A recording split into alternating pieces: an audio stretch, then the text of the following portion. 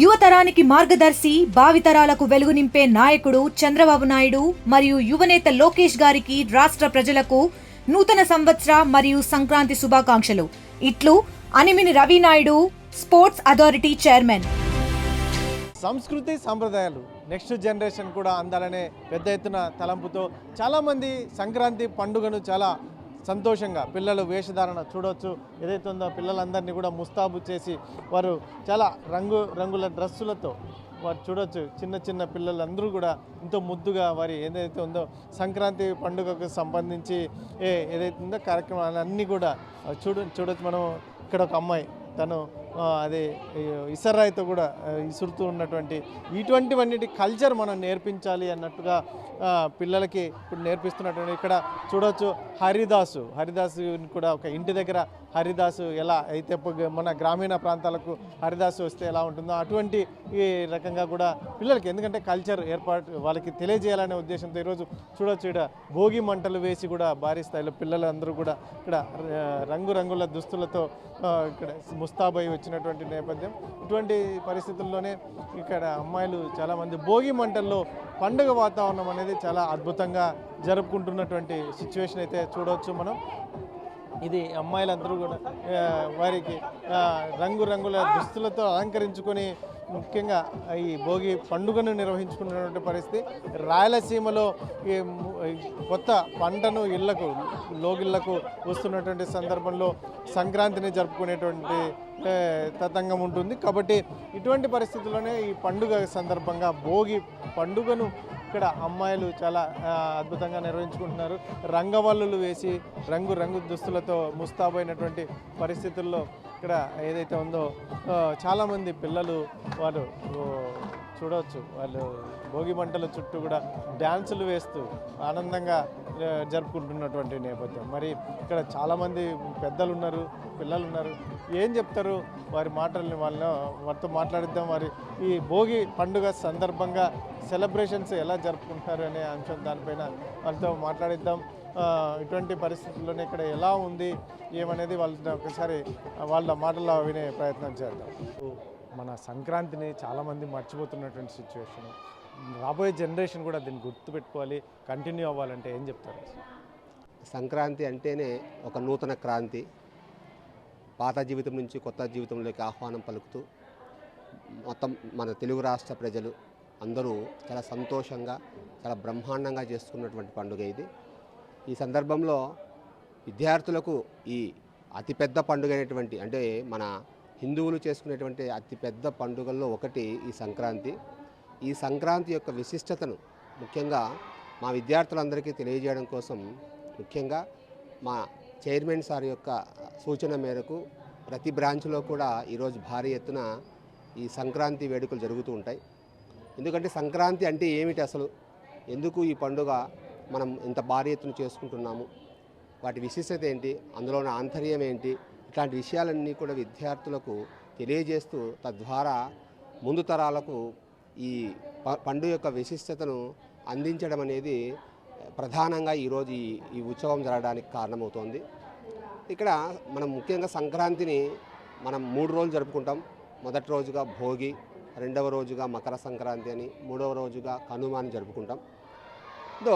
మొదటి రోజు అయినటువంటి భోగి పండుగ రోజున విద్యార్థులు చిన్నపిల్లలకు ఈ భోగి పళ్ళు వేయడంతో పాటు భోగి మంటలు వేసి పాత వస్తువులు ఏవైనా అందులో ఆ మంటల్లో వేసి పాతకు స్వస్తి పలుకుతూ కొత్తదనానికి కొత్త క్రాంతికి ఆహ్వానం పలుకుతూ మొదటి రోజు సంక్రాంతిని ఆహ్వానిస్తాం.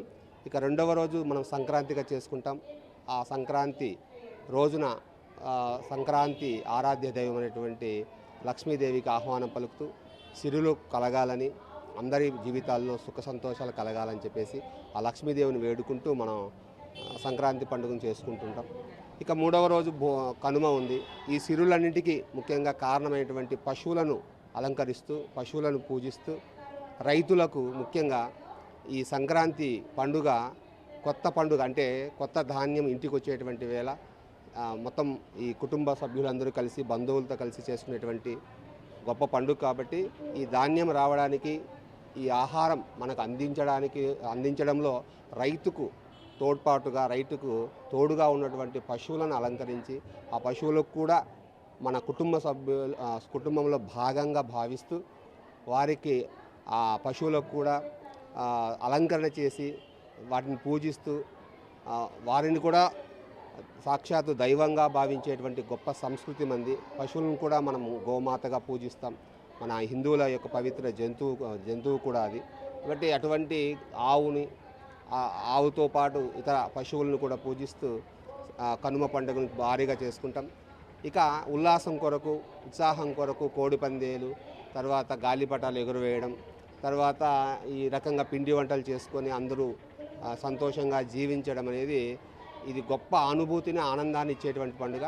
సో ఇవన్నీ కూడా ఏదైతే మనం ఇంట్లో ఉండి ఎలా అయితే చేసుకుంటామో కుటుంబ సభ్యులతో కలిసి, అలాగే పాఠశాలల్లో కూడా విద్యార్థులు, ఉపాధ్యాయులు అందరూ కలిసి మన ఉన్నటువంటి వాళ్ళతో అందరితో కలిసి కుటుంబంలో ఎలా అయితే జరుపుకుంటామో ఎంత ఉత్సాహంగా ఒక కుటుంబ వాతావరణాన్ని క్రియేట్ చేస్తూ ఈ స్కూల్లో కూడా ఈ రకంగా ఇందాక మీరు చూశారు, భారీగా పిల్లలు ఉట్టి కొట్టడం అవ్వచ్చు, భోగి మంటలు వేసుకొని ఆ చుట్టూ అమ్మాయిలు అలా మంచి మంచి వస్త్రధారణలో వేసుకొని ఒక సాంప్రదాయ రకమైనటువంటి దుస్తులు వేసుకొని వాళ్ళు అలా చేస్తూ ఆనందిస్తుంటే నిజంగా మాకు చాలా ఆనందాన్ని కలిగిస్తుంది.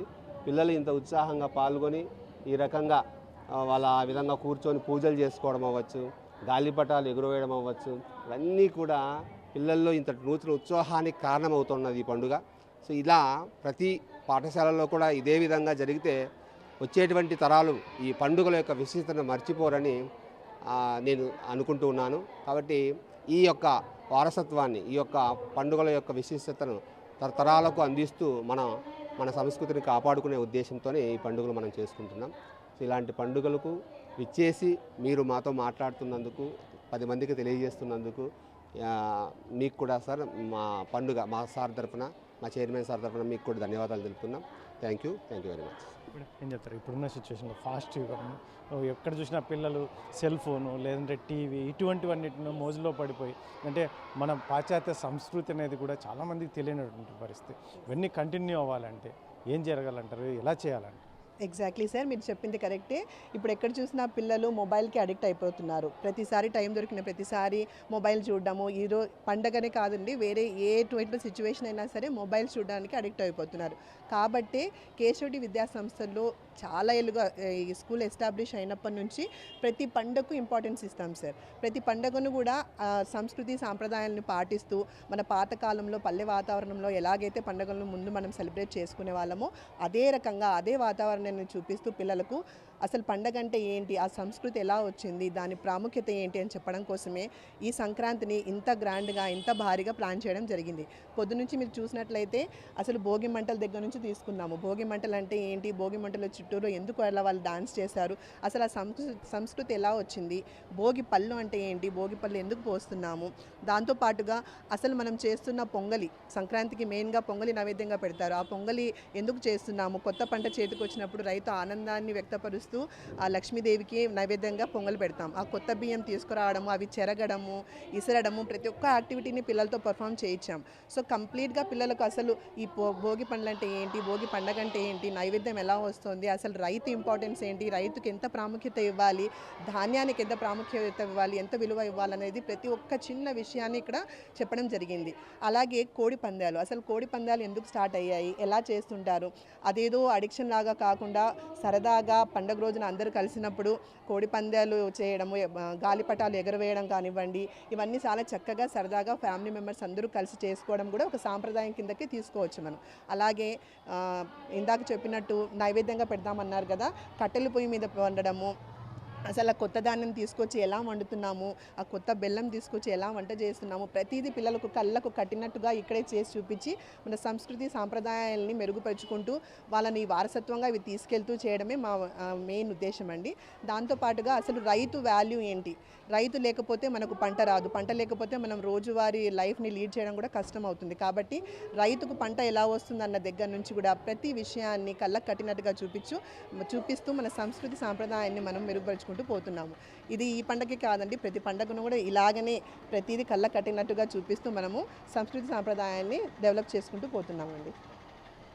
ఏం చెప్తారు మేడం ఈ పండుగకి కొత్త అల్లుళ్ళు ఇంటికి వచ్చే సంస్కృతి పల్లె వాతావరణంలో చాలా అద్భుతంగా చేసుకుంటూ ఉంటారు. ఈ కంటిన్యూటీ ఇట్లాగే కొనసాగాలి అంటే రాబోయే నెక్స్ట్ జనరేషన్ కూడా ఇది కంటిన్యూటీ చేయాలంటే ఏం చేయాలండి? సార్ ఇప్పుడు ఆల్రెడీ సార్ వాళ్ళు మీకు ఎక్స్ప్లెయిన్ చేసినట్టు ఇప్పుడున్న కాలంలో ఎవ్వరు కూడా కంబైన్ ఫ్యామిలీస్ కానివ్వండి, హాలిడేస్ వస్తే ఇంటికి వెళ్ళి ఎంజాయ్ చేయాలనే ఉద్దేశం అయితే ఎవరికీ లేదు సార్. ఇప్పుడున్న బిజీ షెడ్యూల్స్లో మొత్తం కూడా సపరేట్ అవ్వడం, మన ఇల్లు మన సంసారం మన పిల్లలు అనే కాన్సెప్ట్లోనే ఉన్నారు.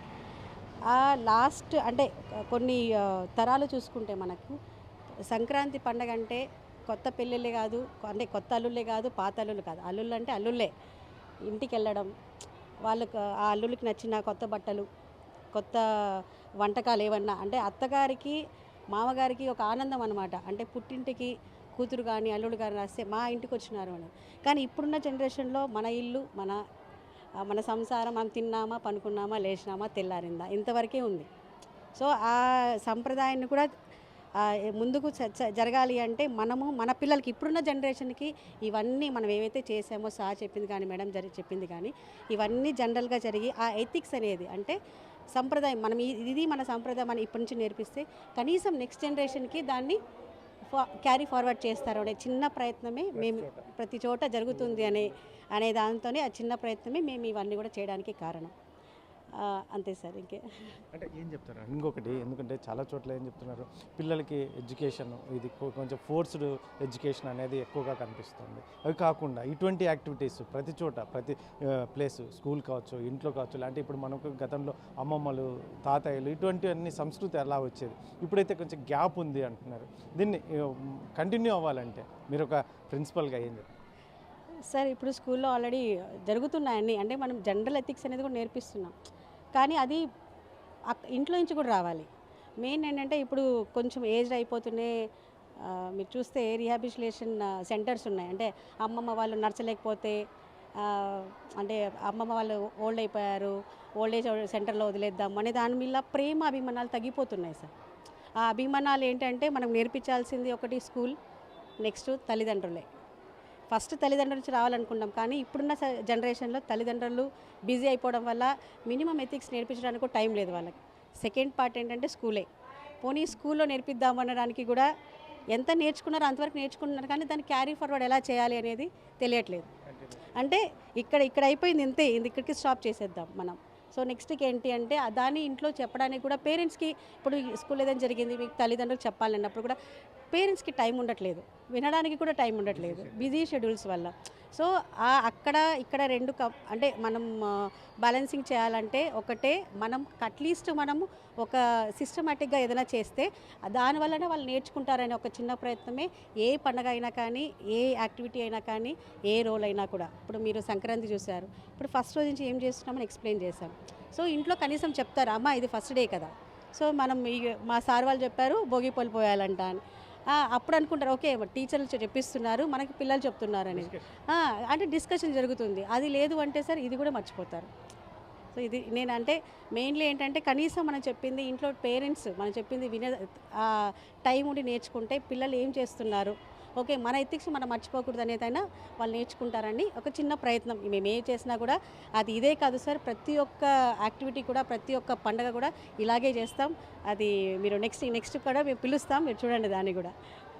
Thank you sir. ఇది మొత్తం మీద అయితే మాత్రం అనంతపూర్లో విద్యార్థులకు ఏదైతే ఉందో వారు నిర్వహిస్తున్నాడు. మనకు ఎందుకంటే రాబోయే తరానికి కూడా ఏదైతే మన ఎథిక్స్ కావచ్చు, లేదంటే మన సంస్కృతి సాంప్రదాయాలను కంటిన్యూ అవ్వాలి, నెక్స్ట్ జనరేషన్ కూడా అందాలి అంటే మాత్రం స్టార్టింగ్లో స్కూల్ కావచ్చు, లేదంటే ఆ స్కూల్లో ఎంత నేర్పించినా పేరెంట్స్ సపోర్ట్ కూడా ఉంటే మాత్రం చాలా అద్భుతంగా వారు ఎందుకంటే రాబోయే తరానికి కూడా ఇటువంటివన్నీ నేర్పించవచ్చు. అందులో ముఖ్యంగా ఎథిక్స్, వాల్యూస్ ఏంటి మొత్తం అంతా వాళ్ళ దైనందిన జీవితంలో ఇటువంటివన్నీ ఒక భాగం కావాలంటే మాత్రం ఎక్కడ మన గతంలో పెద్దవాళ్ళు చేసేటువంటి సంస్కృతి సాంప్రదాయాలను కంటిన్యూ చేయాలి, వాళ్ళకి అలవర్చుకునే విధంగా కూడా మనం వ్యవహరిస్తే మాత్రం ఖచ్చితంగా ఉంటుంది. అందులో ముఖ్యంగా మన స్కూల్లో కూడా మొదటి నుంచి కూడా ఇటువంటి వాటికి పెద్దపీట వేస్తున్నాం కాబట్టి ఇది కంటిన్యూగా ప్రతి సంవత్సరం ఉంటుంది. ఇది సంక్రాంతి అని కాదు, ప్రతి పండుగకి ఇటువంటి కార్యక్రమాలు చిన్నపిల్లల నుంచి పెద్దల వరకు ప్రతి ఒక్కరికి సాంప్రదాయ దుస్తులు ధరించి మరీ కూడా వారు పార్టిసిపేషన్ చేస్తున్నారు. మీరు కూడా చూశారు ఇందాక భోగి మంటల్లో అమ్మాయిలు చాలా రంగురంగుల దుస్తులు ధరించి చాలా ఆనందంగా డ్యాన్సులు వేస్తుంటే కూడా చాలా ఆనందంగా ఉంది అని చెప్పేసి ఇక్కడ చెప్తున్నటువంటి నేపథ్యంలో మరి రాబోయే కాలంలో కూడా ఈ యాక్టివిటీస్ అయితే మాత్రం కంటిన్యూగా చేపిస్తామని చెప్పేసి వారు చెప్తున్నటువంటి నేపథ్యం. కెమెరా పర్సన్ సుధాకర్తో చల్లక నాయుడు, RTV, అనంతపురం. చరిత్ర సృష్టించినోడు ఇప్పుడు ఆ చరిత్రని తిరగరాయబోతున్నాడు. అబద్ధాల గోడల్ని బద్దలు కొట్టి నిజాలను రాగా మీ ముందుంచబోతున్నాడు. నిజమైన వార్తల కోసం వెంటనే డౌన్లోడ్ చేసుకోండి రా యాప్ని.